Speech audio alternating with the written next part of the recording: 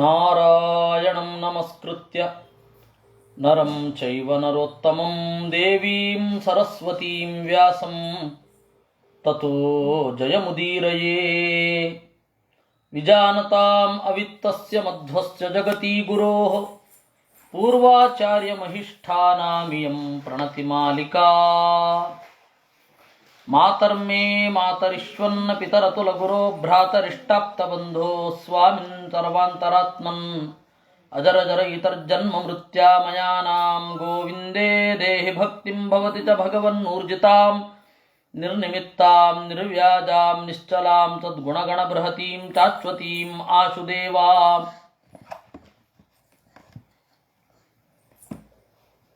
ಪುರಾಣಗಳನ್ನು ಓದುವ ಬಗೆ ಹೇಗೆ? ಪುರಾಣಗಳನ್ನು ಓದುವಾಗ ನಮ್ಮ ವೈಚಾರಿಕ ಪ್ರಜ್ಞೆ ಯಾವ ರೀತಿ ಇರಬೇಕು ಇದನ್ನು ಮಧ್ವರು ಮಹಾಭಾರತ ತಾತ್ಪರ್ಯ ನಿರ್ಣಯದ ಇಡೀ ಭಾಗದಲ್ಲಿ ತೋರಿಸಿದ್ದಾರೆ, ಯಾವ ರೀತಿ ಚಿಂತನೆ ಮಾಡಬೇಕು ಅಂತ. ಮತ್ತು ಭಾಗವತ ತಾತ್ಪರ್ಯದಲ್ಲಿ ಅವ್ರು ಹೇಳ್ತಾರೆ ನೋಡಿ, ಸ್ಕಾಂದ ಪುರಾಣ ಮೇಲುನೋಟಕ್ಕೆ ಸದಾಶಿವನನ್ನು ಕುರಿತು ಹೇಳುತ್ತೆ. ಸ್ಕಂದ ಕೇಳಿದ್ದು, ಸದಾಶಿವ ಹೇಳಿದ್ದು. ಪಾಶುಪತಾಗಮ ಇರಬಹುದು, ಬೌದ್ಧಾಗಮ ಇರಬಹುದು, ಜೈನಾಗಮ ಇರಬಹುದು.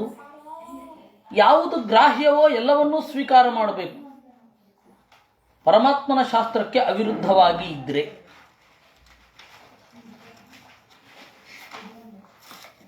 ಹೀಗಾಗಿ ಅವನು ಏನು ಹೇಳಿದ್ದಾನೆ, ಸದಾಶಿವ ತನ್ನ ಮಗನಿಗೆ ಏನು ಹೇಳಿದ್ದಾನೆ ಅನ್ನೋದು ಮುಖ್ಯ. ಅವನು ಹೇಳಿದ್ದಾನೆ, ಪರಮೋ ವಿಷ್ಣುರೇವೈಕಃ ತಜ್ಞಾನಂ ಮೋಕ್ಷ ಸಾಧನಂ ಶಾಸ್ತ್ರಾಣಾಂ ನಿರ್ಣಯಸ್ತ್ವೇಷಃ ತದನ್ಯನ್ ಮೋಹನಾಯಹಿ ಅಂತ.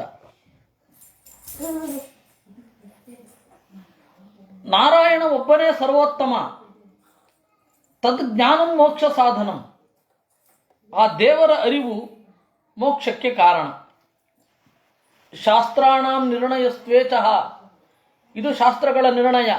ತದನ್ಯತ್, ಅದನ್ನು ಬಿಟ್ಟು ಉಳಿದದ್ದೇನಿದೆ ಮೋಹನಾಯ, ಮೋಹಕ್ಕಾಗಿ. ಜ್ಞಾನಂ ವಿನಾತು ಯಾ ಮುಕ್ತಿ ಸಾಮ್ಯಂಚ ಮಮ ವಿಷ್ಣುನ. ಜ್ಞಾನ ಇಲ್ಲದೆ ಎಲ್ಲಿಯಾದರೂ ಮುಕ್ತಿಯನ್ನು ಹೇಳಿದರೆ ಮೋಹಾಯ, ಮೋಹಕ್ಕಾಗಿ. ಹೀಗಾಗಿ ಜ್ಞಾನದಿಂದಲೇ, ಪುಣ್ಯದಿಂದ ನಿಮಗೆ ಮುಕ್ತಿ ಬರಲ್ಲ. ಪುಣ್ಯ ಅನ್ನೋದು ಯಾವ ರೀತಿ ಸಾಧನ ಅಂತ ಹೇಳಿದರೆ, ಪುಣ್ಯದಿಂದ ಮನಸ್ಸು, ಪುಣ್ಯ ಅಂದ್ರೆ ಏನು? ಮನಸ್ಸಿನ ಶುದ್ಧಿ, ಅಷ್ಟೇ. ಪುಣ್ಯ ಅಂದರೆ ಅದೇ, ಮನಸ್ಸಿನ ಶುದ್ಧಿಯಿಂದ ಶಾಸ್ತ್ರವನ್ನು ಅರಿಯಲಿಕ್ಕೆ ಇರುವ ಪ್ರತಿಬಂಧ ನಾಶ ಆಗತ್ತೆ.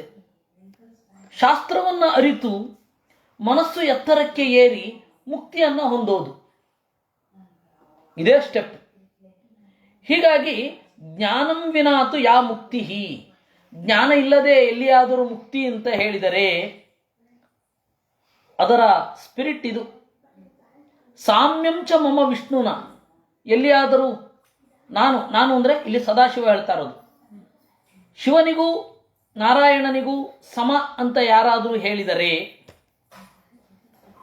ತೀರ್ಥಾದಿ ಮಾತ್ರತೋ ಜ್ಞಾನಂ ಮಮಾಧಿಕ್ಯಂಚ ವಿಷ್ಣುತಃ. ಪ್ರಯಾಗದಲ್ಲಿ ಹೋಗಿ ಸ್ನಾನ ಮಾಡಿ ಮುಕ್ತಿಯಾಗತ್ತೆ ಅಂತಂದರೆ, ಪ್ರಯಾಗದಲ್ಲಿ ಹೋಗಿ ಸ್ನಾನ ಮಾಡಿ ಇನ್ನೇನು ಬೇಡ ಜ್ಞಾನ ಬಂದ್ಬಿಡತ್ತೆ ಅಂದರೆ, ಒಂದ್ಸರ್ತಿ ಗಂಗೆಯಲ್ಲಿ ಮುಳುಗಿದ, ಹೇಳ್ಬೇಕಾದ್ರೆ ಜ್ಞಾನ ಬಂದ್ಬಿಟ್ಟಿತ್ತು ಅಂದರೆ ಅವೆಲ್ಲ ಮೋಹಕ್ಕಾಗಿ. ಜ್ಞಾನ ಒಂದೇ ಸಾಧನ. ನೀವು ಅಧ್ಯಯನ ಮಾಡೋದು ಮಾಡಲೇಬೇಕು.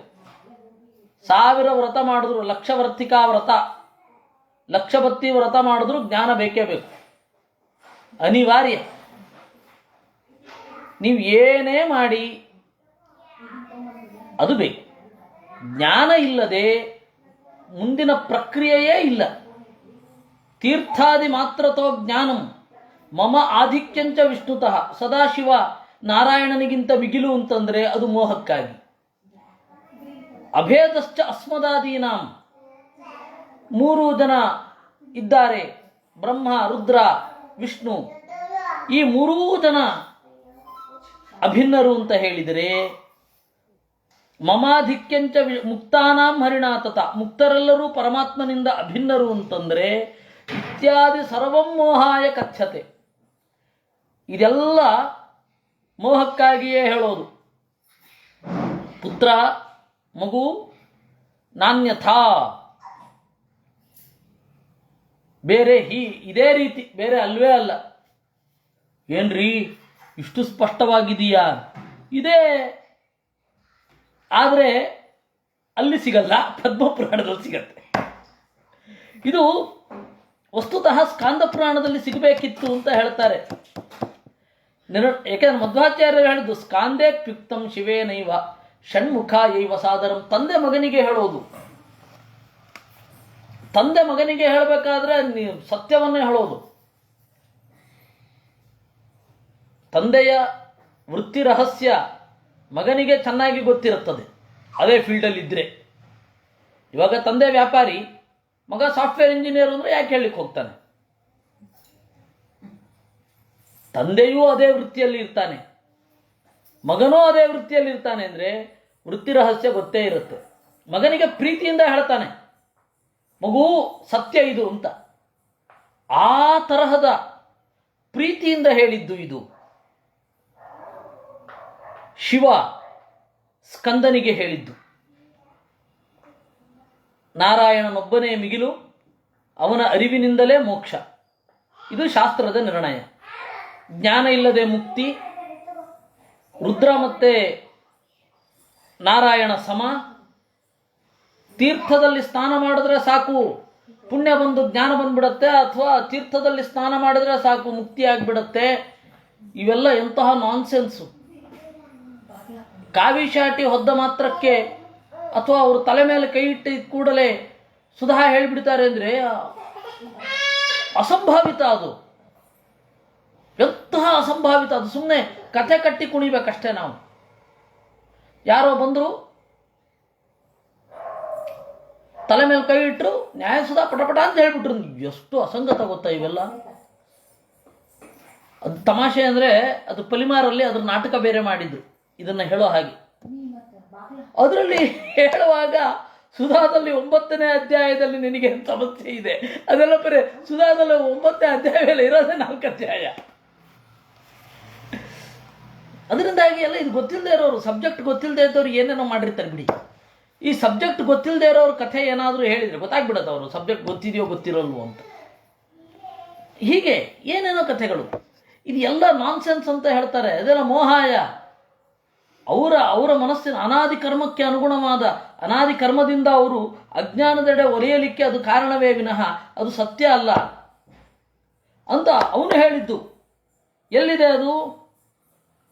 ಶ್ಲೋಕತ್ರಯಂ. ನಮ್ಮ ಗುರುಗಳು ಅದನ್ನು ಬೆನ್ನು ಹಿಡಿದು ಹೋಗಿದ್ದು. ಮತ್ತಿನ್ಯಾರೂ ಕೂಡ ಅದ್ರ ಬೆನ್ನು ಹಿಡಿದು ಹೋಗಲಿಲ್ಲ. ಆಚಾರ್ಯ ಹೇಳಿದ್ದಾರೆ ಮುಗೀತು ಅಷ್ಟೇ. ಆಚಾರ್ಯ ಹೇಳಿದ್ದಾರೆ ಮುಗೀತು ಅಲ್ಲ, ಅದನ್ನು ಚಿಕ್ಕ ಮಕ್ಕಳಿಗೆ ಮಾತ್ರ ಪಾಠ ಮಾಡೋದು, ದೊಡ್ಡವ್ರಿಗೆ ಅದು ಇಲ್ವೇ ಇಲ್ಲ. ತಾತ್ಪರ್ಯ ನಿರ್ಣಯ ಈ ಗ್ರಂಥಗಳೆಲ್ಲ ಚಿಕ್ಕ ಮಕ್ಕಳಿದ್ದಾಗ ಓದಿಸ್ತಾರೆ. ಅದು ರಾಮಾಯಣ ಕಥೆ ಪರಿಚಯ ಆಗಲಿ, ಮಹಾಭಾರತ ಕಥೆ ಪರಿಚಯ ಆಗಲಿ ಅಂತ. ಹೀಗಾಗಿ ನಮ್ಮ ಗುರುಗಳು ಆಕ್ರೋಶದಿಂದ ಒಂದು ಮಾತು ಬರೆದಿದ್ರು. ಯದೀದೃಶಿ ಕೃತಿ, ಈ ರೀತಿಯ ಗ್ರಂಥ ಏನಿದೆ, ವಿದುಷಾಂ ಚಂದಮಾಮಾಯತೆ. ವಿದ್ವಾಂಸರು ಚಂದಮಾಮ ಕಥೆಯ ತರಹ ಉಪಯೋಗಿಸ್ತಾ ಇದ್ದಾರೆ ಅಂತ. ಅದಕ್ಕೆ ನಮ್ಮ ಬದ್ರಿ ಆಚಾರ್ಯರು ಆ ತರಹ ಎಲ್ಲ ಹೇಳಬೇಡಿ ಆಚಾರ್ಯ, ವಿದ್ವಾಂಸರನ್ನು ತೀವ್ರವಾಗಿ ಬೈದ ಹಾಗಾಗತ್ತೆ. ನೋಡ್ರಿ, ನಾನು ಅದರಿಂದ ಹಿಂದೆ ಸರಿಯೋದಿಲ್ಲ, ನಾನು ಕಾಂಪ್ರಮೈಸ್ ಆಗಲ್ಲ. ನೀವು ಹೇಳ್ತಾ ಇದ್ದೀರಾ ಅಂತ ಹೇಳಿ ನಾನು ಅದನ್ನು ಬಿಟ್ಟಿದ್ದೀನಿ ಅಂತಂದರು. ನನಗೆ ಆ ಆಕ್ರೋಶ ಕಡಿಮೆ ಆಗಿಲ್ಲ. ಮಹಾಭಾರತ ತಾತ್ಪರ್ಯ ನಿರ್ಣಯದ ಬಗೆಗಿನ ದೃಷ್ಟಿಕೋನ ವಿದ್ವಾಂಸರದ್ದೇನಿದೆ ಅದರ ಬಗ್ಗೆ ತೀವ್ರವಾದ ಆಕ್ರೋಶ ಇದೆ. ಒಂದಿನಿತೂ ಕಡಿಮೆ ಆಗಿಲ್ಲ ನನಗೆ. ಆದರೆ ನೆನ್ನೆನೂ ಕೂಡ ನಮ್ಮ ರಮೇಶ್ ಅವ್ರ ಹತ್ರ ಹೇಳ್ತಾ ಇದನ್ನು ಹೇಳಿದೆ, ಒಂದಿನಿತೂ ಕಡಿಮೆ ಆಗಿಲ್ಲ ನನಗೆ ಆಕ್ರೋಶ. ಆದರೆ ನೀವು ಹೇಳ್ತಾ ಇದ್ದೀರಾ ಅಂತ ನಾನು ಅದನ್ನು ಬಿಟ್ಟಿದ್ದೀನಿ ಅಂತಂದ್ರು. ಅದು ಬರಲಿಲ್ಲ, ಇಲ್ಲಾಂದರೆ ಬೆನ್ನುಡಿಯಲ್ಲಿ ಬರ್ತಾ ಇತ್ತು. ಆ ಕಡೆಯಲ್ಲಿ ಅವ್ರದ್ದೊಂದು ಫೋಟೋ ಇದ್ದು ಕೆಳಗಡೆ ಅದರ ಬಗ್ಗೆ ತೀರ ಸಾರವಾಗಿ ಸಂಗ್ರಹ ಮಾಡಿ ಹೇಳ್ತಾರೆ. ಅದು ಯದ್ವಿದುಷಾಂ ಚಂದಮಾಮಾಯತೆ ಅಂತ ಇತ್ತು. ಹೀಗಾಗಿ ಅಲ್ಲಿ ಇರೋವಂಥದ್ದು ಇದು. ಅದು ಮತ್ತೆ ನೋಡಲ್ಲ, ಮತ್ತೆ ಆ ಪುರಾಣಗಳನ್ನು ಫಾಲೋ ಮಾಡಲ್ಲ. ಆಚಾರ್ಯರು ಒಂದು ಪುರಾಣ ಹೇಳ್ತಾರೆ, ಆಮೇಲೆ ಈ ಪುರಾಣದಲ್ಲಿ ಇದ್ದಿದೆ ಅಂತ ಹೇಳ್ತಾರೆ. ಅದನ್ನು ಆ ಪುರಾಣ ಫಾಲೋ ಮಾಡಿ ಆ ಪುರಾಣದಲ್ಲಿ ಅದು ಇದೆಯಾ ಇಲ್ವಾ ನೋಡೋದಿಲ್ವೇ ಇಲ್ಲ. ಅದು ಯಾವತ್ತೋ ಹೊರಟೋಯ್ತದು. ಅದೆಲ್ಲ ಯಾರಿಗಾರು ಬಿಟ್ಟುಕೊಟ್ಬಿಟ್ಟಿದ್ದಾರೆ, ಉದಾರತೆಯಿಂದ ಬಿಟ್ಟುಕೊಟ್ಬಿಟ್ಟಿದ್ದಾರೆ ಅದನ್ನೆಲ್ಲ.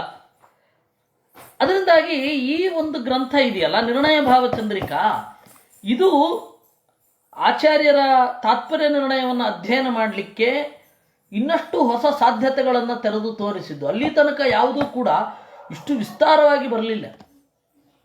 ನೋಡಿ, ಅವ್ರು ಹೇಳ್ತಾರೆ, ಪರಮೋ ವಿಷ್ಣುರೇವೈಕಃ ಇತ್ಯಾದಿಕಂ ಶ್ಲೋಕತ್ರಯಂ ಸಂಪ್ರತಿ ಪಾದ್ಮೆ ಪಠ್ಯತೆ.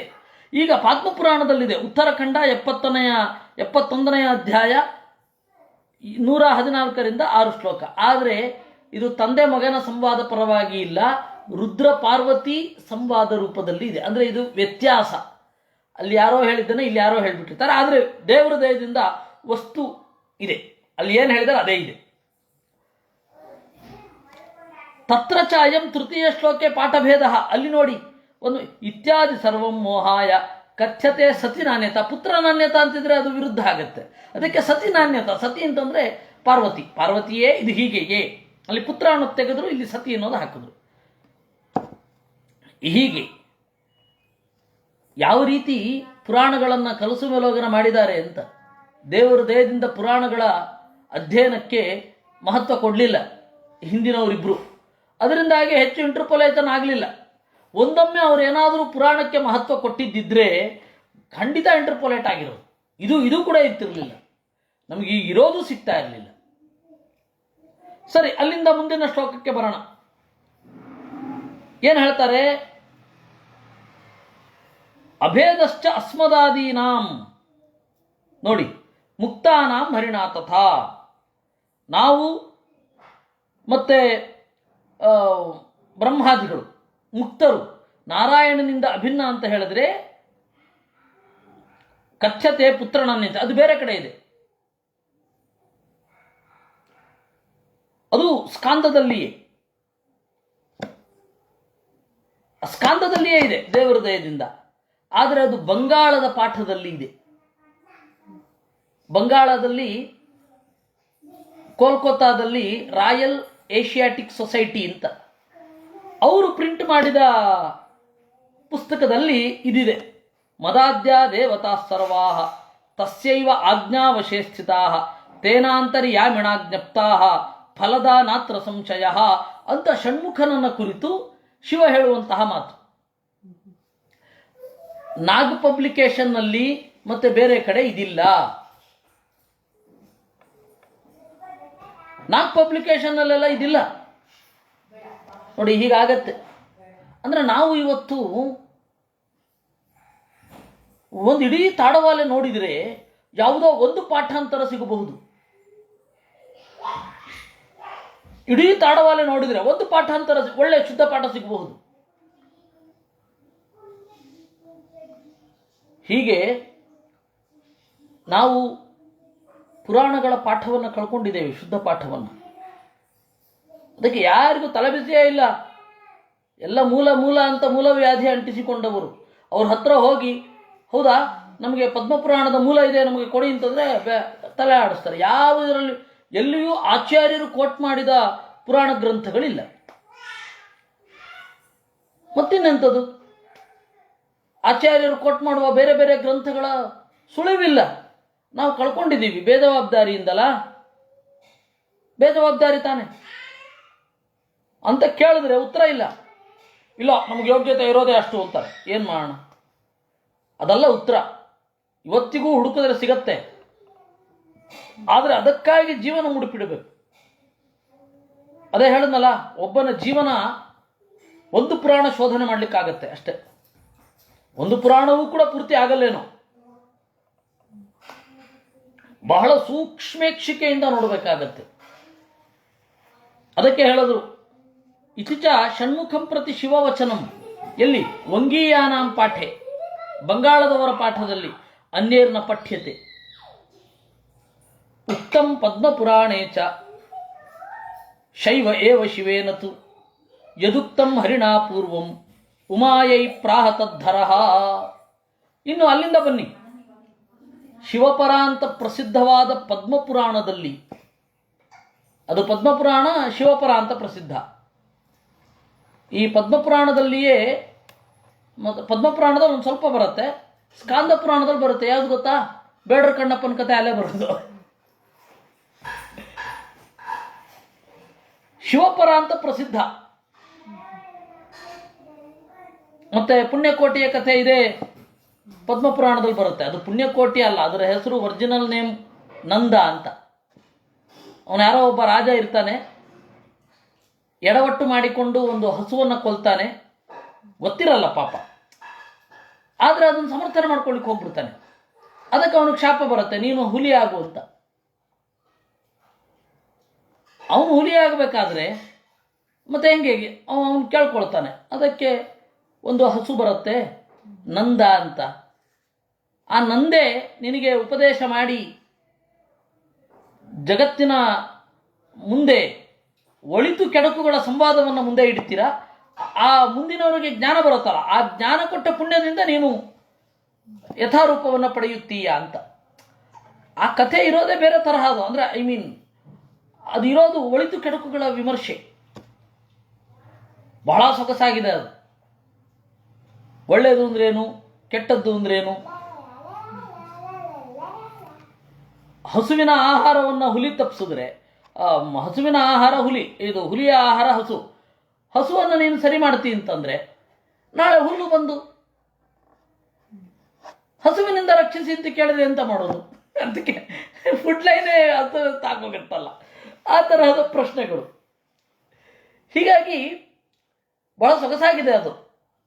ಆದರೆ ಮಕ್ಕಳಿಗೆ ಅರ್ಥ ಆಗಲಿ ಅಂತ ಹೇಳಿ ಯಾರು ಚನ್ನಪಟ್ಟಣದವರು ಯಾರೋ ಒಬ್ಬರು ವಾಸುದೇವರಾಯರು ಅಂತ ಕಾಣುತ್ತೆ, ಅವರು ಈ ರೀತಿ ರೂಪ ಸತ್ಯವೇ ನಮ್ಮ ತಾಯಿ ತಂದೆ ಅಂತ ರೂಪಿಸಿದರು. ಅದು ಅವರು ಅಂತ ಹೇಳ್ತಾರೆ, ಇಲ್ಲ ಯಾವುದೋ ಜನಪದ ಕಾಲದಿಂದ ಬಂದಿದ್ದು ಅಂತಾರೆ. ಅದು ಏನು ಬೇಕಾದ್ರೆ ಇರಲಿ, ಅದನ್ನು ಮಕ್ಕಳಿಗೆ ಆರಂಭಕ್ಕೆ ಅಂತ ಹೇಳಿ ಚಿಂತನೆ ಮಾಡಿಸಿದ್ದು. ಅದು ಅಂತಿಮ ಅಲ್ಲ. ನೀವು ಪುರಾಣದಲ್ಲೇ ನೋಡಬೇಕು, ವೇದವ್ಯಾಸರು ಹೇಳಿದ್ದೆ ನೋಡಬೇಕು. ಅಂದರೆ ಪದ್ಮಪುರಾಣ ಇತ್ಯಾದಿಗಳೆಲ್ಲ ಏನೇನೆಲ್ಲ ಸ್ಟಫ್ ಇದೆ ಅಂತ ಹೇಳಿದ್ದು ನಾನು. ನೋಡೋಣ, ಅದು ಮುಂದೆ ಉದ್ಯೋಗ ಪರ್ವ ಆದಮೇಲೆ ಪುರಾಣ ಶುರು ಆಗುತ್ತೆ. ಉದ್ಯೋಗ ಪರ್ವ ರಾತ್ರಿ ಇಲ್ಲಿಗೆ ಮುಂದುವರಿಯುತ್ತೆ. ಅದರಿಂದಾಗಿ ಪದ್ಮಪುರಾಣ ಶಿವಪರ ಅಂತ ಪ್ರಸಿದ್ಧ. ಶೈವ ಏವ. ಅಲ್ಲಿಯೂ ಕೂಡ ಶಿವ ಉಮಾಯೈ ಪ್ರಾಹ ಹೆಂಡತಿಗೆ ಹೇಳ್ತಾನೆ. ಒಂದರಲ್ಲಿ ಮಗನಿಗೆ ಹೇಳ್ತಾನೆ, ಇನ್ನೊಂದರಲ್ಲಿ ಹೆಂಡತಿಗೆ ಹೇಳ್ತಾನೆ. ಹೆಂಡತಿ ಏನು ಹೇಳ್ತಾಳು ಅವಳು? ತ್ವಾಮಾರಾಧ್ಯ ತಥಾ ಶಂಭೋ ಗ್ರಹಿಷ್ಯಾಮಿ ವರಂ ಸದಾ ದ್ವಾಪರಾದೌ ಯುಗೇ ಭೂತ್ವ ಕಲಯಾ ಮಾನುಷಾದಿಷು. ದೇವರು ನನಗೆ ಏನು ಹೇಳಿದ್ದಾನೆ ಗೊತ್ತಾ? ಹೆಂಡತಿ ಹತ್ರ ಹೇಳೋದು, ದೇವರು ನನಗೆ ಏನು ಹೇಳಿದ್ದಾನೆ ಗೊತ್ತಾ? ಶಂಭೋ, ಓ ಸದಾಶಿವನೇ, ತ್ವಾಂ ಆರಾಧ್ಯ, ನಿನ್ನನ್ನು ಆರಾಧನೆ ಮಾಡಿ ವರಂ ಗ್ರಹಿಷ್ಯಾಮಿ, ನಾನು ವರವನ್ನು ಬೇಡುತ್ತೇನೆ. ಯಾವಾಗ ವರ ಬೇಡೋದು? ದ್ವಾಪರಾದೌ ಯುಗೇ ಭೂತ್ವ, ದ್ವಾಪರದಲ್ಲಿ, ಮಾನುಷಾದಿಷು ಕಲಯಾ ಭೂತ್ವ, ಮನುಷ್ಯ ರೂಪದಂತೆ ನನ್ನನ್ನು ಮಾರ್ಪಡಿಸಿಕೊಂಡು ನಿನ್ನನ್ನು ಆರಾಧನೆ ಮಾಡಿ ವರವನ್ನು ಸ್ವೀಕಾರ ಮಾಡುತ್ತೇನೆ. ಆಗ ಜನರಿಗೆಲ್ಲ ಏನು ಸಂದೇಶ ಹೋಗುತ್ತೆ? ಕೃಷ್ಣನಿಗಿಂತ ಶಿವ ದೊಡ್ಡವ, ಕೃಷ್ಣ ವರ ಕೇಳಿದ ಅಂತ. ಸ್ವಾಗಮೈ ಕಲ್ಪಿತೈಸ್ತ್ವಂಚ ಜನಾನ್ ಮದ್ವಿಮುಖಾನ್ ಕುರು ಮಾಂಚ ಗೋಪಾಯ ಏನ ಸ್ಯಾತ್ ಸೃಷ್ಟಿರೇಶೋತ್ತರಾಧರ. ಕಲ್ಪಿತೈ ಸ್ವಾಗಮೈ, ನಿನ್ನ ಆಗಮಗಳಿಂದ ನೀನು ಏನೇನೋ ಆಗಮಗಳನ್ನು ಕಲ್ಪಿಸಿ ಜನರನ್ನು ನನಗೆ ಬೆನ್ನು ಹಾಕುವಂತೆ ಮಾಡು. ಕಾಶ್ಮೀರದ ಲಲ್ಲೇಶ್ವರಿ, ಪರಾತ್ರಿಂಶಿಕ, ಅಭಿನವಗುಪ್ತ, ವಸುಬಂಧು, ಉಪಗುಪ್ತ ಇವರೆಲ್ಲ ಶೈವರು. ಲಲ್ಲೇಶ್ವರಿಯ ರೀಮೇಕೆ ಕನ್ನಡ ನಾಡಿನ ಮಹಾದೇವಿ ಅಕ್ಕ ಮಹಾದೇವಿ ಅಂತ ಹೇಳ್ತಾರಲ್ಲ, ಅದು ಲಲ್ಲೇಶ್ವರಿಯ ನೇರ ರೀಮೇಕ್. ಅದು ಇವರೆಲ್ಲ ಶೈವರು, ಪ್ರಚಂಡ ಶೈವರು. ಅವರಿಂದ ಇಲ್ಲಿ ಸ್ಫೂರ್ತಿ ಪಡೆದರು. ಅವರ ಸಂಸ್ಕೃತದ ಮತ್ತು ಕಾಶ್ಮೀರದ ಮಾತುಗಳನ್ನು ನೇರವಾಗಿ ಕನ್ನಡಕ್ಕೆ ಅನುವಾದ ಮಾಡಿದ್ರು. ಇದು ಒರಿಜಿನಲ್ ಅಲ್ಲ. ಇದನ್ನ ಪಾಪ ಬಹಳ ಜನ ಹೇಳಿದ್ರು, ವಿಶೇಷತಃ ನಮ್ಮ ಚಿದಾನಂದ ಮೂರ್ತಿ. ಅವ್ರ ಮೇಲೆ ಬಲಪಂಥೀಯರು ಅಂತ ಹೇಳಿ ವೈಚಾರಿಕವಾಗಿ ಅವ್ರನ್ನ ದೂರ ಇಟ್ಟರು ಇಲ್ಲಿಯವರು ಕೆಲವರು. ಅವರದನ್ನು ಪ್ರಬಲವಾಗಿ ಪ್ರತಿಪಾದನೆ ಮಾಡಿದರು. ಸಂಸ್ಕೃತವನ್ನು ದೂರ ಇಡೋದಲ್ಲ, ಇಡೀ ವಚನವೇ ಸಂಸ್ಕೃತದ ಅನುವಾದ ಅಂತ, ಸಂಸ್ಕೃತ ಸಾಹಿತ್ಯದ ಅನುವಾದ ಒಂದು ಅದು ಅಂತ. ಹೀಗಾಗಿ ಸ್ವಾಗಮೈ ಕಲ್ಪಿತೈ ತ್ವಂಚ ಜನಾನ್ ಮದ್ವಿಮುಖಾನ್ ಕುರು, ನೀನು ಕಲ್ಪಿಸಿದ ಆಗಮಗಳಿಂದ ಜನರನ್ನು ನನಗೆ ಬೆನ್ನು ಹಾಕುವಂತೆ ಮಾಡು. ಮಾಂಚ ಗೋಪಾಯ, ನನ್ನನ್ನು ಮುಚ್ಚಿಡು. ಸೃಷ್ಟಿರೇಷ ಉತ್ತರಾಧರ, ಈ ಸೃಷ್ಟಿಯನ್ನು ತಳ್ಕಂಬಳಕ ಮಾಡು. ಉತ್ತರಾಧಾರ ಅಂದರೆ ತಳ್ಕಂಬಳಕ ಮಾಡೋದು ಅಂತ. ಇನ್ನೊಂದು ಇದೆ ಪೂರ್ವಾಪರೀಕಾರ ಅಂತ. ಪೂರ್ವಾಪರೀಕಾರ ಮಥಾ ಪರಂವಾ, ಮೊದಲಿದ್ದದ್ದನ್ನು ನಂತರ ಹೇಳೋದು, ನಂತರ ಇದ್ದದ್ದನ್ನು ಮೊದಲೇ ಹೇಳೋದು, ಅದು ಪೂರ್ವಾಪರೀಕಾರ. ಇದು ಉತ್ತರಾಧರ. ಸೃಷ್ಟಿರೇಷ ಉತ್ತರಾಧರ ಏನು ಸ್ಯಾತ್ ಮಾಂಚ ಗೋಪಾಯ. ಇದು ಇರೋವಂಥದ್ದು. ಇದೆಯಾ? ದೇವರ ದಯದಿಂದ ಪದ್ಮಪುರಾಣದಲ್ಲಿ ಸಿಗತ್ತೆ. ಆಮೇಲೆ ನಾರದ ಪಂಚರಾತ್ರದಲ್ಲಿಯೂ ಸಿಗುತ್ತೆ. ಸೇಮ್ ಪಂಚರಾತ್ರ ಸಂಹಿತೆಯ ನಾರದ ಪಂಚರಾತ್ರದಲ್ಲಿಯೂ ಸಿಗತ್ತೆ ಅಂತ ನಿರ್ಣಯ ಭಾವಚಂದ್ರಿಕಾಕಾರರು ಉಲ್ಲೇಖ ಮಾಡ್ತಾರೆ. ಏನು? ತ್ವಂಚ ರುದ್ರ ಮಹಾಬಾಹೋ ಮೋಹನಾರ್ಥೇಸು, ಅಲ್ಲಿ ಸ್ವಲ್ಪ ಪಾಠಭೇದ ಇದೆ. ತ್ವಂಚ ರುದ್ರ ಮಹಾಬಾಹೋ ಬೇರೆ ಕಡೆಯೂ ಇದೆ, ಇದೇ ಶ್ಲೋಕವೂ ಇದೆ, ಸ್ವಲ್ಪ ಬೇರೆ ತರಹನೂ ಇದೆ. ಪದ್ಮಪುರಾಣದ ಬೇರೆ ಕಡೆ ಇದೆ. ಪದ್ಮಪುರಾಣದಲ್ಲಿ 2 ಕಡೆ ಬರುತ್ತೆ. ಇದೇ ಸೇಮ್ ಶ್ಲೋಕ, ಆದರೆ ಇನ್ನೊಂದು ಕಡೆ ಸ್ವಲ್ಪ ವ್ಯತ್ಯಾಸ ಬರುತ್ತೆ. ಅದು ಎಲ್ಲಿದೆ? ಉತ್ತರಾಖಂಡ 71ನೆಯ ಅಧ್ಯಾಯ 106, 107ನೇ ಶ್ಲೋಕದಲ್ಲಿ ಇದು ಬರುತ್ತೆ. ತ್ವಾಮಾರಾಧ್ಯ ತಥಾ ಶಂಭೋಯಿಂದ ಸೃಷ್ಟಿರೇಚೋತ್ತರಾಧರ ಪದ್ಮಪುರಾಣದಲ್ಲಿ. ಇನ್ನು ನಾರದ ಪಂಚರಾತ್ರದಲ್ಲಿಯೂ ಬರುತ್ತೆ. ಪದ್ಮಪುರಾಣದಲ್ಲೇ ಬೇರೆ ಕಡೆ. ಮೊದಲನೆಯದ್ದು 106, 107, ಎರಡನೆಯದ್ದು 235ರಿಂದ 235ನೇ ಅಧ್ಯಾಯದಲ್ಲಿ. ಮೊದಲನೆಯದು 71ನೇ ಅಧ್ಯಾಯ, ಇನ್ನೊಂದು 235ನೇ ಅಧ್ಯಾಯ. ಅಷ್ಟು ವ್ಯತ್ಯಾಸ. ಅಲ್ಲಿ ಇದೇ ತರಹ ಬರುತ್ತೆ. ಏನು? ತ್ವಂಹಿ ರುದ್ರ ಮಹಾಬಾಹೋ ಮೋಹನಾರ್ಥೆ ಸುರದ್ವಿತಾಂ ಪಾಷಂಡ ಚರಣಂ ಧರ್ಮಂ ಕುರುಷ್ವ ಸುರಸತ್ತಮ. ಓ ರುದ್ರನೇ, ಹಿರಿದಾದ ಭೋಗವುಳ್ಳವನೇ, ಸುರದ್ವಿಷಾಂ ದೈತ್ಯರ ಮೋಹನಾರ್ಥಕ್ಕಾಗಿ ಪಾಷಂಡ ಚರಣಂ ಧರ್ಮಂ ಕುರುಷ್ವ. ಪಾಷಂಡರು, ವೇದಕ್ಕೆ ವಿಭಿನ್ನವಾಗಿ ಹೋಗುವವರು, ವೇದದ ದಾರಿಯಲ್ಲಿ ಹೋಗದವರು ಮಾತ್ರ ಮಾಡುವ ಧರ್ಮವನ್ನು ಚರಿಸು. ತಾಮಸಾನಿ ಪುರಾಣಾನಿ ಕಥಯಸ್ವಚ ತಾನ್ ಪ್ರತಿ. ಪುರಾಣವನ್ನು ತಮೋಗುಣ ಪ್ರಧಾನವಾಗಿ ಮಾಡು. ಮೋಹನಾನಿ ಚ ಶಾಸ್ತ್ರಾಣಿ ಕುರುಷ್ವಚ ಮಹಾಮತೆ. ಮೋಹಶಾಸ್ತ್ರಗಳನ್ನು ಮಾಡಿಸು. ಅಹಮಪ್ಯವತಾರೇಶು ತ್ವಾಂಚ ರುದ್ರ ಮಹಾಬಲ ತಾಮಸಾನಾಂ ಮೋಹನಾರ್ಥಂ ಮೋಹಯಾಮಿ ಯುಗೆ ಯುಗೆ. ನಾನು ಕೂಡ ಅವತಾರದಲ್ಲಿ ತಾಮಸರ ಮೋಹಕ್ಕಾಗಿ ನಿನ್ನನ್ನು ಪೂಜಿಸುತ್ತೇನೆ. ಪರಶುರಾಮಾವತಾರದಲ್ಲಿ ಪೂಜಿಸಿದ್ದು ಮತ್ಸ್ಯಾದಿ ಪುರಾಣಗಳಲ್ಲಿ ಬರ್ತದೆ, ಲಿಂಗ ಪುರಾಣದಲ್ಲಿ ಬರುತ್ತೆ. ಹೀಗೆಲ್ಲ ನಾನು ಮಾಡ್ತೇನೆ. ಸರಿ, ಪಾಷಂಡಿ ಅಂತಂದ್ರೆ ಯಾರು? ಅಲ್ಲಿ ಪಾಷಂಡಿ ಅನ್ನೋದ್ರ ಬಗ್ಗೆ ಇದೇ ಪದ್ಮಪುರಾಣ ಉಲ್ಲೇಖ ಕೊಡುತ್ತೆ. ಏನ್ಯಂ ದೇವಂ ಪರತ್ವೇನ ವದಂತಿ ಅಜ್ಞಾನ ಮೋಹಿತಾ ನಾರಾಯಣಾತ್ ಜಗನ್ನಾಥಾತ್ ತೇ ವೈ ಪಾಷಂಡಿನ ಸ್ಮೃತಾ. ಯಾರು ನಾರಾಯಣನನ್ನ ಸರ್ವೋತ್ತಮನನ್ನಾಗಿ ಹೇಳದೆ ಉಳಿದವರನ್ನ ಹೇಳ್ತಾರೆ, ಅವರನ್ನ ಪಾಷಂಡಿಗಳು ಅಂತ ಕರಿಬೇಕು ಅಂತ. ಶಂಖ್ರ ಚಕ್ರೋರ್ಧ್ವ ಪುಂಡ್ರಾದ್ಯೈ ಶಂಖ ಚಕ್ರೋರ್ಧ್ವ ಪುಂಡ್ರಾದಿ ಚಿಹ್ನೈ ಪ್ರಿಯತಮೈರ್ಹರೈ ರಹಿತಾಯೇ ದ್ವಿಜಾದೇವಿ ತೇವೈ ಪಾಷಂಡಿನ ಸ್ಮೃತಾ ಯಸ್ತು ನಾರಾಯಣಂ ದೇವಂ ಬ್ರಹ್ಮರುದ್ರಾದಿ ದೇವತೈ ಸಮತ್ವೇನೈವ ವೀಕ್ಷೇತ ಸಪಾಷಂಡಿ ಭವೇತ್ ಸದಾ ಅಂತ. ಅದಕ್ಕೆ ಆ ಉತ್ಕ್ರೋಶ, ಆ ಆಕ್ರೋಶ ಯಾವ ರೀತಿ ಇತ್ತು ಅಂತ ಹೇಳಿದ್ರೆ ವೇದ ಪುರಾಣಗಳಿಗೆ ನಿಗಳವ ನಿಕ್ಕು ಅಂತ ಅಂದರು ವಚನಗಳಲ್ಲಿ. ನೋಡಿ, ಪುರಾಣ ಎಲ್ಲವನ್ನೂ ಹೇಳುತ್ತೆ. ಶಿವಪುರಾಣದಲ್ಲಿ ಶಿವನನ್ನು, ವಿಷ್ಣು ಪುರಾಣದಲ್ಲಿ ವಿಷ್ಣುವನ್ನು, ಬ್ರಹ್ಮಪುರಾಣದಲ್ಲಿ ಬ್ರಹ್ಮನನ್ನು ಸರ್ವೋತ್ತಮವಾಗಿ ಹೇಳುತ್ತೆ ಅಂತ ಹೇಳಿ ಕೆಲವರು ಪ್ರಲಾಪಿಸ್ತಾರೆ. ಅವರು ಪುರಾಣ ಓದದವರು ಅಂತ ಅರ್ಥ. ನಿಜವಾಗಿಯೂ ಪುರಾಣ ಆ ರೀತಿ ಹೇಳುತ್ತೆ ಅಂತಲೇ ಆಗಿದ್ದಿದ್ರೆ ಈ ಸ್ಟೇಟ್ಮೆಂಟೇ ಬರ್ತಿರಲಿಲ್ಲ.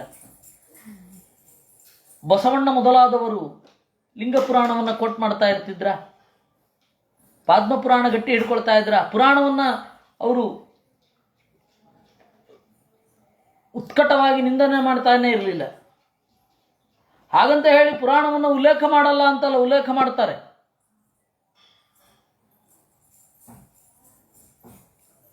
ಪುರಾಣವನ್ನು ಅವಕಾಶಕ್ಕೆ ಬೇಕಾದಷ್ಟು ಬಳಸ್ಕೊಳ್ತಾರೆ.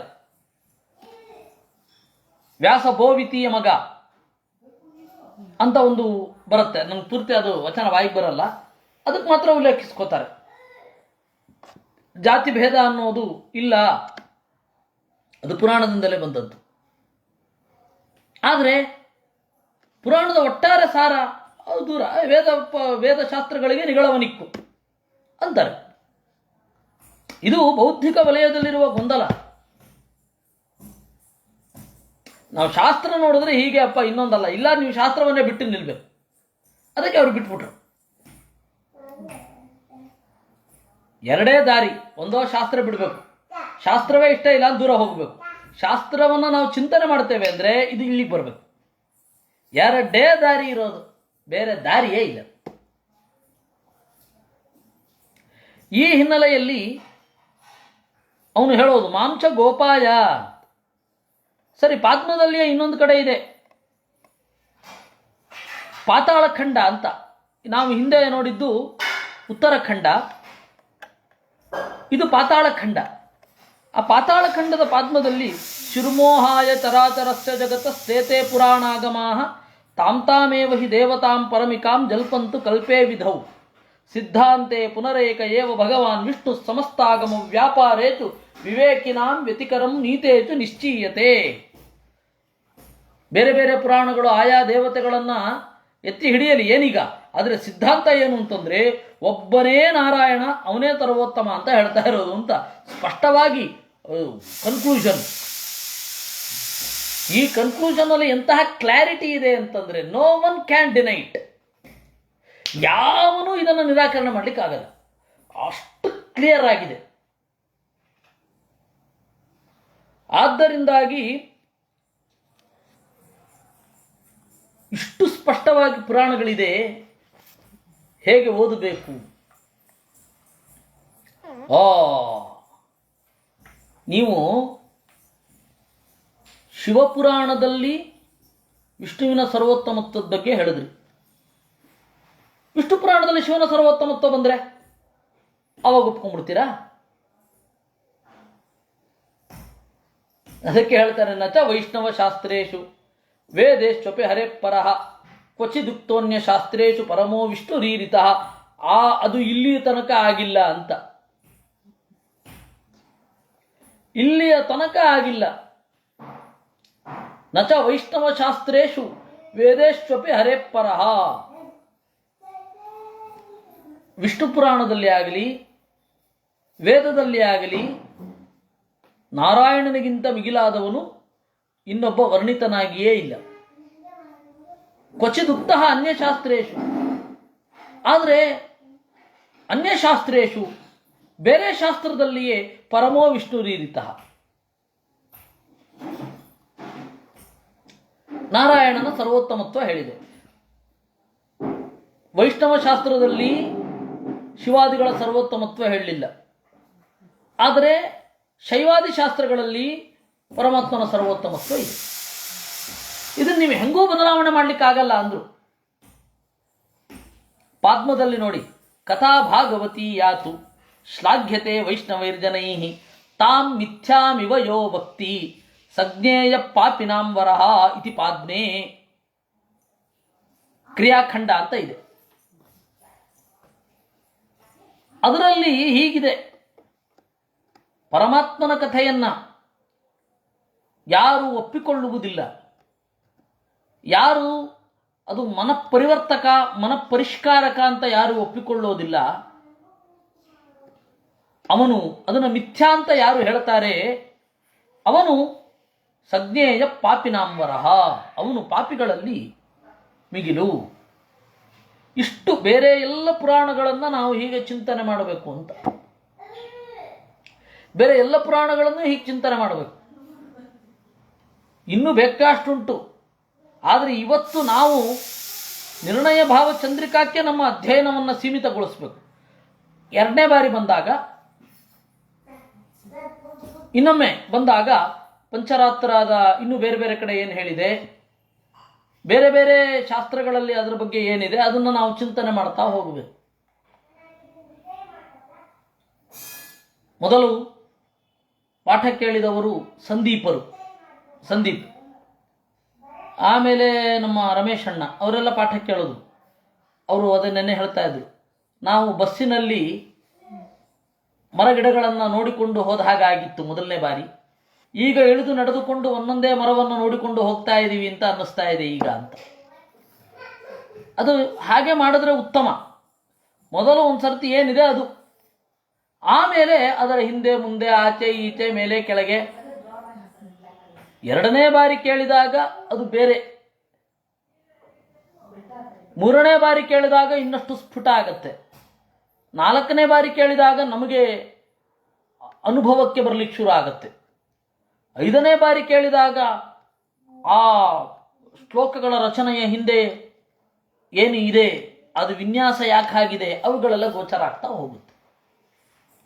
ಅದರಿಂದಾಗಿ ಆಚಾರ್ಯರು ಹೇಳಿದ್ರು, ವೈಷ್ಣವ ಶಾಸ್ತ್ರದಲ್ಲಿ ಶಿವನ ಮಹಿಮೆಯನ್ನು ತಪ್ಪಿಯೂ ಹೇಳಲಿಲ್ಲ, ಅದೇ ಶೈವಾದಿ ಶಾಸ್ತ್ರಗಳಲ್ಲಿ ನಾರಾಯಣನ ಮಹಿಮೆಯನ್ನು ಕೊರಳು ಬಿಚ್ಚಿ ಹೇಳಿದ್ದಾರೆ ಎಂದು. ಇಷ್ಟು ಮಾತಿನೊಂದಿಗೆ ಬನ್ನಿ. ನಿರ್ದೋಷತ್ವಾಚ್ಚ ವೇದಾನಾಂ ವೇದೋಕ್ತಂ ಗ್ರಾಹ್ಯಮೇವಹಿ ವೇದೇಶು ಚ ಪರೋ ವಿಷ್ಣು ಸರ್ವಸ್ಮಾದುಚ್ಯತೆ ಸದಾ.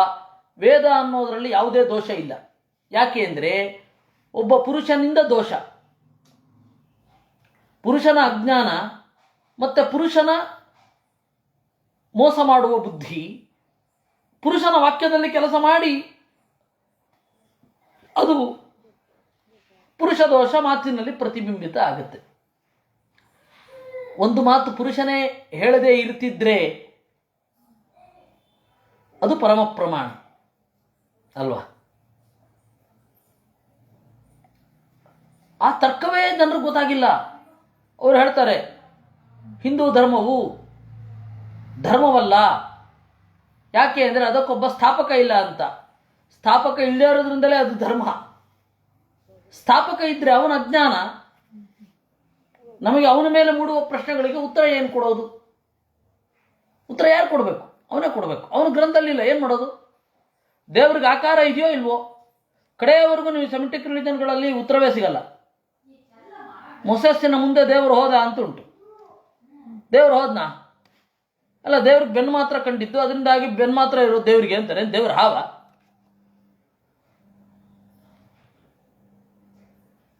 ಒಬ್ಬ ಪುರುಷ ಒಂದು ಮತವನ್ನು ಸ್ಥಾಪನೆ ಮಾಡಿದರೆ ಆ ಮತದ ಸೀಮಿತತೆ, ಕಾಲದ ಸೀಮಿತತೆ ನಮಗೆ ಸ್ಪಷ್ಟ ಕಾಣುತ್ತದೆ.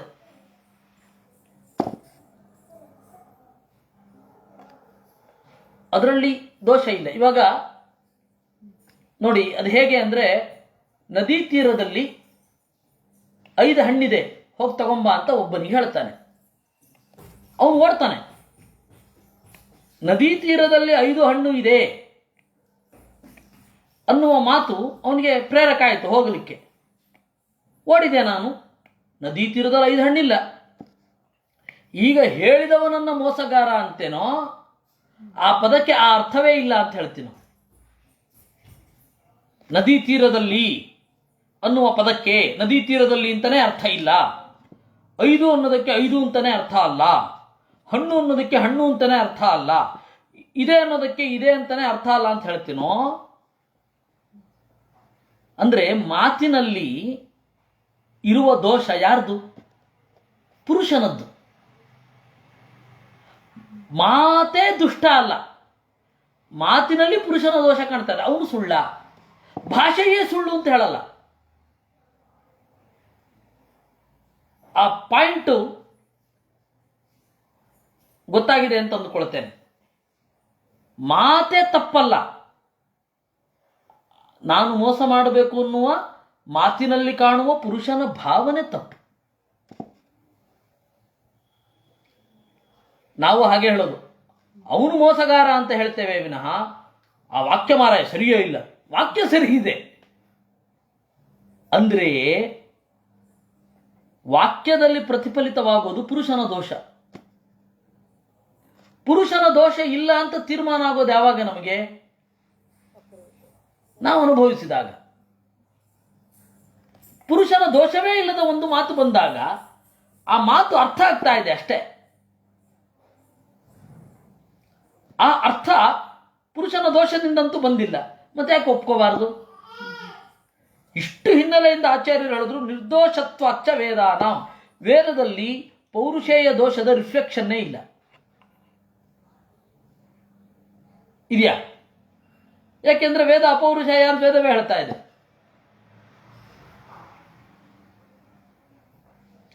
ಅದಕ್ಕಾಗಿ ನಿರ್ದೋಷ ಅಲ್ಲ. ಒಂದು ವಾಕ್ಯಕ್ಕೆ ಯಾರೋ ಒಬ್ಬ ಕರ್ತೃ ಇರಲೇಬೇಕು, ವೇದದ ಕರ್ತೃ ಅಲ್ಲಿ ಹೇಳಲಿಲ್ಲ, ಆದರೂ ಇದೆ ಅಂತ ಹೇಳ್ತೇವೆ ಅಂದ್ರೆ ಏನು ಹೇಳೋದು? ನೀವು ಕಲ್ಪನೆ ಮಾಡಿಕೊಂಡ್ರೆ ಇದೆ, ಇಲ್ಲ ಆದ್ರೂ ಇಲ್ಲ.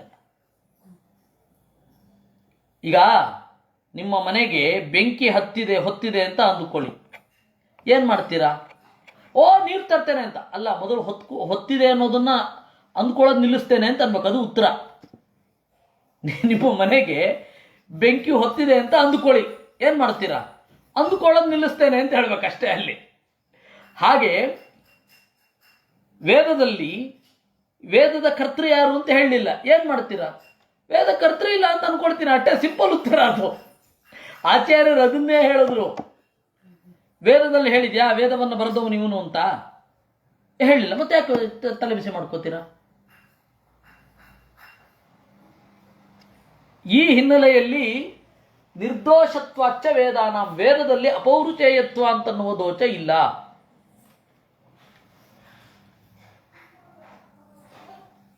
ವೇದದಲ್ಲಿ ಹೇಳಿದ್ದನ್ನ ಹೇಳಿದ್ರೆ ಅವನ ಆಪ್ತ. ವೇದದಲ್ಲಿ ಹೇಳಿದ್ದನ್ನ ಹೇಳಿದ್ರೆ ಆಪ್ತ. ಆಪ್ತನಿಗೆ ದೋಷ ಇಲ್ಲ ಇದೆ ಅನ್ನೋ ತೀರ್ಮಾನ ಆಗೋದು ವೇದದಿಂದ. ಅದರಿಂದಾಗಿ ವೇದೋಕ್ತಂ ಗ್ರಾಹ್ಯಂ, ವೇದದಲ್ಲಿ ಇದ್ದದ್ದನ್ನು ಸ್ವೀಕಾರ ಮಾಡಬೇಕು. ವೇದೇಶು ಚ ಪರೋ ವಿಷ್ಣು ಸರ್ವಸ್ಮಾತ್ ಉಚ್ಯತೆ ಸದಾ, ವೇದದಲ್ಲಿ ನಾರಾಯಣನೇ ಸರ್ವೋತ್ತಮ ಅಂತ ಪ್ರತಿಪಾದ್ಯನಾಗಿದ್ದಾನೆ. ಇಷ್ಟು 60ನೆಯ ಶ್ಲೋಕದಲ್ಲಿ ಮುಗಿದಿದೆ. ಇದಾದ ಮೇಲೆ ಆಚಾರ್ಯರು ವೇದದಲ್ಲಿ ನಾರಾಯಣನ ಸರ್ವೋತ್ತಮತ್ವ ಹೇಗೆ ಪ್ರತಿಪಾದ್ಯವಾಗಿದೆ ಅಂತ ನಿರೂಪಣೆ ಮಾಡ್ತಾರೆ. ಅಸ್ಯ ದೇವಸ್ಯ ಮೀಳುಷೋ ವಯಾ ವಿಷ್ಣೋರೇಶಸ್ಯ ಪ್ರಭೃತೆ ಹವಿರ್ಭಿಃ ವಿದೇಹಿ ರುದ್ರೋ ರುದ್ರಿಯಂ ಮಹಿತ್ವಂ ಯಾಸಿಷ್ಟಂ ವರ್ತಿರಶ್ವಿನಾ ವಿರಾವತ್ ಅಂತ. ಇದನ್ನ ಆಚಾರ್ಯರು ಗೀತಾ ತಾತ್ಪರ್ಯ ಭಾಷ್ಯದಲ್ಲಿ ಕೋಟ್ ಮಾಡಿದ್ದಾರೆ, ಗೀತಾ ತಾತ್ಪರ್ಯದಲ್ಲಿ ಕೋಟ್ ಮಾಡಿದ್ದಾರೆ, ಮತ್ತು ಬ್ರಹ್ಮಸೂತ್ರ ಭಾಷ್ಯದಲ್ಲಿ ಕೋಟ್ ಮಾಡಿದ್ದಾರೆ. ಇದೇ ವೇದವನ್ನು ಬ್ರಹ್ಮಸೂತ್ರ ಭಾಷ್ಯದಲ್ಲಿ ಕೋಟ್ ಮಾಡಿದಾಗ ಆಬ್ವಿಯಸ್ಲಿ ತತ್ವಪ್ರಕಾಶಿಕ ಇದ್ದೇ ಇದೆ. ತತ್ವಪ್ರಕಾಶಿಕಾಕಾರರು ಏನು ಅರ್ಥ ಹೇಳಿದ್ದಾರೆ ಅಂತ ತಿಳ್ಕೊಂಬಿಟ್ರೆ ಮುಗಿತಲ್ಲ. ತ್ರಿವಿಕ್ರಮ ಪಂಡಿತರು ಏನು ಅರ್ಥ ಹೇಳಿದ್ದಾರೆ, ನೇರ ಆಚಾರ್ಯರಿಂದ ಬಂದದ್ದು. ಅಸ್ಯ ವಿಷ್ಣೋಃ ಏಷಸ್ಯ ಮೀಢುಷಃ ದೇವಸ್ಯ ಹವಿರ್ಭಿರ್ಮನಸಿ ಪ್ರಭರಣೇಹಿ ವಯಾಸ್ಸನ್ ರುದ್ರೋ ರುದ್ರಿಯಂ ಮಹಿತ್ವಂ ವಿದೆ. ಏಷಸ್ಯ ಈ ಏಷಸ್ಯ ಅಂತಂದ್ರೆ ಇಚ್ಛಾರೂಪ ಅಂತ ಅರ್ಥ. ಇಚ್ಛಾರೂಪನಾದ ಅಸ್ಯ ಅಂತರ್ಯಾಮಿಯಾದ ಮೀಢುಷಃ ಭಕ್ತರಿಗೆ ಬೇಡಿದ್ದನ್ನು ನೀಡುವ ದೇವರನ್ನ ಹವಿರ್ಭಿಹಿ ಪ್ರವೃಥೆ ಹವಿಸ್ಸನ್ನು ಸಲ್ಲಿಸಿ ಧ್ಯಾನ ಮಾಡಿದ್ದರಿಂದ ವಯಾಹ ಹಿಂಸಕನಾದ ವಯಬಂಧನೆ ಅಂತ ಹಿಂಸಕನಾದ ರುದ್ರನು ರುದ್ರಿಯಂ ಮಹಿತ್ವಂ ವಿದೆ ರುದ್ರ ಪದವಿಯ ಸೌಭಾಗ್ಯವನ್ನು ಪಡೆದ. ನೋಡಿ, ರುದ್ರೋ ರುದ್ರಿಯಂ ಮಹಿತ್ವಂ ಅಂತಂದ್ರು. ಎಲೆಯ ಅಶ್ವಿದೇವತೆಗಳೇ, ನೀವು ಕೂಡ ಅಶ್ವಿನೌ ಇರಾವತ್ ಅನ್ನದಿಂದ ತುಂಬಿರುವ ವರ್ತಿ ಪದವಿಯನ್ನು ಮಹಿತ್ವಂ ಶಕ್ತಿಯನ್ನು ಯಾಸಿಷ್ಟಂ ಪಡೆದಿದ್ದೀರಿ. ಅಲ್ಲಿ ಹವಿರ್ಭಿಹಿ ಪ್ರವೃಥೆ ಅಂದರೆ ಕರ್ಮದಿಂದಲೂ ಧ್ಯಾನದಿಂದಲೂ ಅಂತ ಅರ್ಥ. ಪ್ರವೃಥಂ ಪ್ರಭರಣಂ ಅಂತ ತತ್ವಮಂಜರಿಯಲ್ಲಿಯೂ ಇದೇ ಅರ್ಥ ಹೇಳಿದ್ದಾರೆ, ಒಂದು ಸ್ವಲ್ಪ ಭಿನ್ನ. ಮೀಢುಷಃ ಅಂತಂದರೆ ವೀರ್ಯವತಃ, ವಯಾಹ ಅಂದರೆ ಕಾಲರೂಪ. ಈ ಎರಡು ಅರ್ಥವನ್ನು ನಿರೂಪಣೆ ಮಾಡಿದ್ದಾರೆ. ಪದ್ಮನಾಭ ತೀರ್ಥರು ಏಷಸ್ಯ ಅನ್ನೋದಕ್ಕೆ ಇಚ್ಛಾರೂಪಸ್ಯ, ತನ್ನ ಇಚ್ಛೆಯಿಂದ ರೂಪವನ್ನು ತಳೆಯುವ ಅಂತ ಅರ್ಥವನ್ನು ಮಾಡಿದ್ದಾರೆ. ಅದರಿಂದಾಗಿ ಇಡೀ ಈ ಮಂತ್ರದ ಅರ್ಥ 3 ಜನರಿಂದ ತಿಳಿಯುತ್ತೆ. ಪದ್ಮನಾಭ ತೀರ್ಥರು ಏಷಸ್ಯ ಅನ್ನುವಲ್ಲಿ ಏನರ್ಥ ಅಂತ ಹೇಳಿದ್ರು, ಇಚ್ಛಾರೂಪ ಅಂತಂದ್ರು. ಇನ್ನು ಪ್ರವೃಥೆ ಅಂತನ್ನೋದಕ್ಕೆ ಧ್ಯಾನ ಯೋಗದಿಂದ ಅಂದ್ರು. ವಯಾಹ ಅಂತಂದ್ರೆ ಕಾಲರೂಪ, ವಯಸ್ಸು ಅಂದ್ರೇನು? ಕಾಲ. ಅವನಿಗಿಷ್ಟು ವಯಸ್ಸಾಯಿತು, ಅವನಿಗಿಷ್ಟು ಕಾಲ ಆಯಿತು ಅಂತ. ವಯಾಹ ಅಂತಂದ್ರೆ ಕಾಲರೂಪ, ಕಾಲದಿಂದ ನಾವು ಬದ್ಧರಾಗಿದ್ದೇವೆ. ಆ ಒಂದು ಹೊಸ ಆಯಾಮವನ್ನು ಪದ್ಮನಾಭ ತೀರ್ಥರು ಹೇಳಿದ್ರು. ಉಳಿದಂತೆ ನಮಗೆ ಅದರಿಂದ ಇಷ್ಟ ಅರ್ಥ ಆಯಿತು. ಅದರಿಂದಾಗಿ ಮೂಲಕ್ಕೆ ಬರೋಣ. ಮೂಲದಲ್ಲಿ ಮತ್ತಿನ್ನೊಮ್ಮೆ ನೋಡೋಣ. ಏಷಸ್ಯ ಇಚ್ಛಾರೂಪನಾದ ದೇವಸ್ಯ ಜಗದೊಡನೆ ಆಡುವ ಮೀಳುಷಃ ಬೇಡಿದ್ದನ್ನು ನೀಡುವ ವಿಷ್ಣೋಃ ನಾರಾಯಣನನ್ನ ಹವಿರ್ಭಿಹಿ ನಮ್ಮ ಕರ್ತವ್ಯವನ್ನು ಸಲ್ಲಿಸುವ ಮೂಲಕ ಪ್ರವೃಥೆ ಧ್ಯಾನ ಮಾಡಿದ್ದರಿಂದ ರುದ್ರನು ರುದ್ರಿಯಂ ಮಹಿತ್ವಂ ವಿದೆ ರುದ್ರ ಪದವಿಯ ಸೌಭಾಗ್ಯವನ್ನು ಪಡೆದ. ಅಶ್ವಿನೌ ಎಲೈ ಅಶ್ವಿದೇವತೆಗಳೇ, ನೀವು ಕೂಡ ಈ ನಾರಾಯಣನ ಪೂಜೆಯಿಂದ ಇರಾವತ್ ಬಲ ಎಂಬ ಅನ್ನದಿಂದ ಸಮೃದ್ಧವಾದ ವರ್ತಿ ಅಶ್ವಿದೇವತಾ ಪದವಿಯನ್ನು ಮಹಿತ್ವಂ ವೈಭವವನ್ನು ಯಾಸಿಷ್ಟಂ ಪಡೆದಿದ್ದೀರಿ.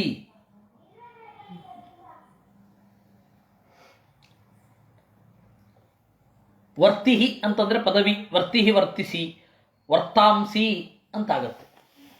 ಆಯ್ತಾ? ಇದು ಸ್ಕಾಂದ ಪುರಾಣದಲ್ಲಿ ಇದೆ.